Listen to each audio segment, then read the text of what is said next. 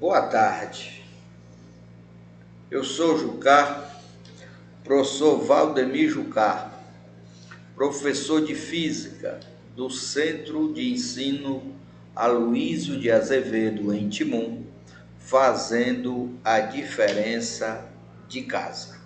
Boa tarde. Boa tarde especial aos alunos do terceiro ano tarde do Centro de Ensino Aloysio de Azevedo, em Timon. Bem, meus amigos, na aula passada nós introduzimos um conceito novo que nós havíamos chamado de corrente elétrica. Essa corrente elétrica vai estar presente no nosso dia a dia, nas nossas atividades, faz parte do nosso cotidiano. Fica difícil até se imaginar como seria a nossa vida sem o advento da corrente elétrica. No nosso encontro de hoje, eu vou introduzir mais um elemento e gostaria que você se prendesse só a ele nessa aula de hoje, que são os resistores. Os resistores que comumente são chamados de maneira errônea de resistência.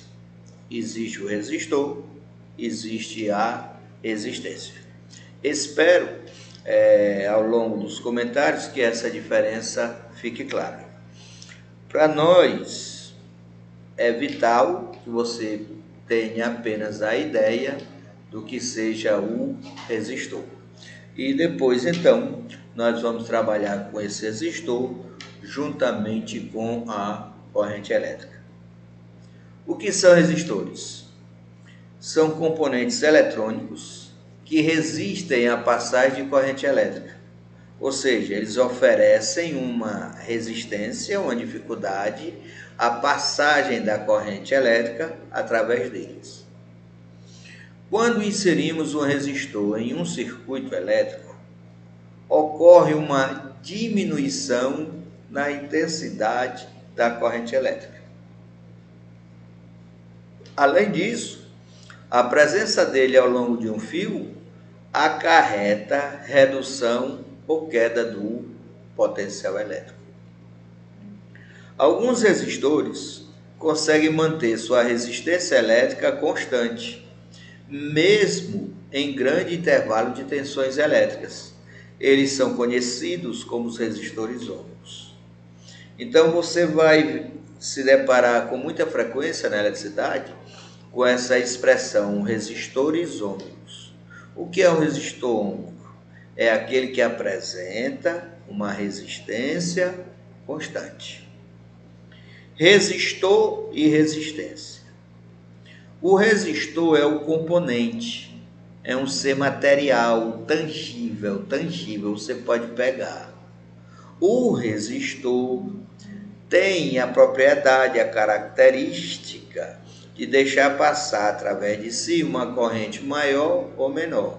Essa capacidade, portanto, algo abstrato, intangível, é que nós chamamos de resistência elétrica. Então, o resistor, que é o ser concreto, apresenta uma resistência que é algo que é abstrato. Então, ao invés de você pedir uma resistência de tanto, você deve pedir, me dê um resistor de resistência igual a tanto. Nota: os resistores transformam energia elétrica exclusivamente em calor. Olha, em breve, aqui, já, você vai ver o desenho, como é fisicamente um resistor. Mas você pode pensar no seguinte: transforma energia elétrica exclusivamente em calor. O que lhe viria à cabeça? Você pode pensar em termos de um chuveiro, você pode pensar em termos de um grill, do ferro de solda. E, curiosamente, lembre-se que a lâmpada incandescente, a lâmpada incandescente, aquela de bocal de rosquinha, que tem um aramezinho, ela é tida como um resistor, apesar de estar produzindo luminosidade. Ela também é um resistor. Aí você tem o desenho real, a forma real do resistor. Normalmente a gente leva alguns desses para a sala, são bem pequenininhos, tá certo? Aí o pessoal geralmente desvia alguns para fazer um piercing, para fazer um brinco. Aí a gente quebra para você ver que isso é de cerâmica. Mas existem outros tipos de resistores, tá certo? Um lance interessante também é que esses resistores, se vocês olharem bem, eles são desenhados com essas coresinhas, essas listinhas, tá certo? Essas listas, essas cores, não estão aí à toa e não são aleatórias. Cada uma dessas cores corresponde a um número. Então, você sabendo o número que corresponde a cada cor, na hora que você pega, você consegue ler a resistência desse resistor. Se você abrir qualquer componente elétrico ou eletrônico, você vai encontrar dezenas e dezenas desses elementos. Só você procurar um rádio ou algum aparelho elétrico na sua casa que não esteja mais funcionando, que esteja jogado lá no quintal ou no canto, se você abrir, você vai se deparar com esses elementos. E esses elementos são exatamente os resistores. O que é que eles fazem? Eles transformam energia elétrica exclusivamente em calor. Na realidade, ele é um limitador de corrente elétrica, porque como nós vimos no slide anterior, com a introdução de um resistor no circuito, vai haver uma queda nessa corrente elétrica. Primeira lei de Ohm. Não se fala em eletricidade sem se conhecer a primeira lei de Ohm. De acordo com a primeira lei de Ohm, a razão entre o potencial elétrico e a corrente elétrica que se forma em um resistor ohmico é sempre constante. Então, se você pegar a tensão e dividir pela corrente, vai dar sempre o mesmo valor. Nos resistores ohmicos, a corrente elétrica é diretamente proporcional à tensão elétrica aplicada e inversamente proporcional à resistência elétrica, como mostramos nesta figura que traz a fórmula da primeira lei de Ohm. Então, não se vai para uma prova de eletricidade, não se discute a eletricidade sem se conhecer que U é igual a R vezes I. U igual a R vezes I. O que é esse U? É a diferença de potencial, que é medida em volt. Por isso que tem esse Vzinho bem aí no final desse U, um Vzinho azul. R é a resistência elétrica. Entre parênteses, você tem tipo uma ferradura. Isso aí é a letra ômega maiúscula do alfabeto grego. Isso é a letra ômega maiúscula. E que daqui para frente será lida como sendo ohm. 10 ohms, 5 ohms, 30 ohms, 200 ohms. E por último, a corrente elétrica aí, que é medida em amperes. U igual a R vezes I. A DDP é a resistência vezes a corrente elétrica. Seguramente, a expressão mais importante de toda a eletrodinâmica. Os resistores reais, eles não são ohmicos. O que é que isso quer dizer? Eles não têm uma resistência que seja constante, para qualquer que sejam os valores de tensão e corrente. Os resistores reais não são ômicos para quaisquer medidas de tensão ou corrente elétrica. No entanto, apresentam uma resistência elétrica constante para um grande intervalo dessas medidas. Que medidas? Tensão e corrente, como é mostrado no gráfico. Se você pegar essa região intermediária do gráfico, onde tem aí, foi baixada duas verticais, você vê que você tem praticamente um segmento de reta, tá certo?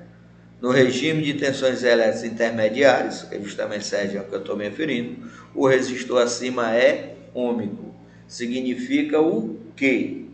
Dizer que o resistor é ômico, que ele tem resistência constante. Que ele tem resistência constante.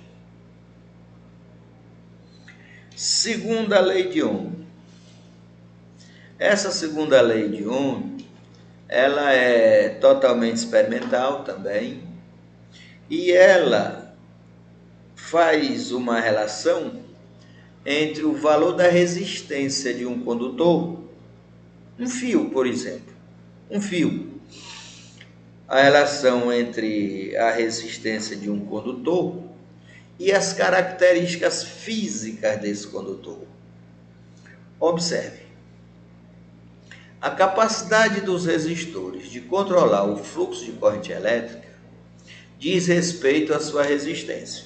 Ora, quanto maior a resistência, menor a corrente. Resistência, oposição a quê? A passagem da corrente elétrica. Então, se a resistência é grande, a corrente elétrica vai ser pequena e vice-versa. Ela, por sua vez, no caso a resistência, depende de fatores geométricos, como o comprimento e a área transversal do resistor. E também de uma grandeza característica de cada material, conhecida como resistividade. De cada material em que sentido? O ouro tem a resistividade dele, o cobre tem a dele, a prata tem a dele, o alumínio tem a dele. Se eu pegasse dois fios de mesmo comprimento, de mesma espessura, mas de materiais diferentes, eles vão apresentar resistência elétrica também diferentes. Ora, se eles têm o mesmo comprimento e a mesma área, o que faz com que eles tenham resistências diferentes? Justamente a sua resistividade, que é algo intrínseco ao material. Em outras palavras, o módulo da resistência de um resistor ômico não depende do potencial elétrico aplicado aos seus terminais, mas sim do seu formato e o material utilizado em sua confecção. Veja, a resistência elétrica depende da área, do comprimento e da resistividade. A fórmula que usamos para calcular a resistência elétrica, em função de parâmetros geométricos, como a área transversal e o comprimento do resistor, conhecida como segunda lei de Ohm, é esta. R igual. Aí você tem uma letra esquisita, é uma letra grega também, cujo nome é Rho. Rho. Lembre de Ângela Rho. Ângela Rho. Aí é Rho. R igual a Rho L sobre A. R, que é a resistência, é igual a Rho, que é a resistividade, vezes L, que é o comprimento, sobre A, que é a área. R é igual a Rho L sobre A. Se você observar bem essa expressão que aí está, segundo a lei de Ohm, perceba que a resistência é diretamente proporcional ao comprimento. Quer dizer que se o comprimento for grande, a resistência vai ser grande, consequentemente a corrente vai ser baixa. Por exemplo, você vai fazer uma extensão para puxar a sua caixa de som ou a sua TV lá para o quintal. Aí você pega uma extensão. Aí não vai dar problema não, ela vai funcionar beleza. O que você não pode é fazer uma extensão de 2 quilômetros. Você está aqui em Timon, fazer uma extensão até Parnaíba. Isso não existe. Não existe. Um comprimento tão grande vai dar uma resistência enorme, uma corrente tão baixa não vai nem funcionar. Veja também que essa resistência é inversamente proporcional à área. Quer dizer, área grande, resistência pequena. Área pequena, resistência grande. Professor, que área é essa que o senhor fala? É a espessura, pessoal. A espessura. A bitola. Então, se o fio é grosso, ele tem uma área grande. Se o fio é fino, ele tem uma área pequena. Área nesse sentido. Então, se o fio é grosso, a área é grande, resistência é pequena, passa muita corrente. Se o fio é fino, a área é pequena, a resistência é grande, vai passar pouca corrente. Pois eu gostaria que você tivesse em mente a existência de um componente que nós chamamos de resistor, que funciona como um limitador de corrente, que você tivesse em mente a primeira lei de Ohm, U igual a RI, que você tivesse em mente a segunda lei de Ohm, R igual a ρ L sobre A. A resistividade, eu fiz um comentário sobre ela, pelo fato de ser um nome não tão comum, tá certo? Isso para não criar nenhuma nebulosidade na sua cabeça.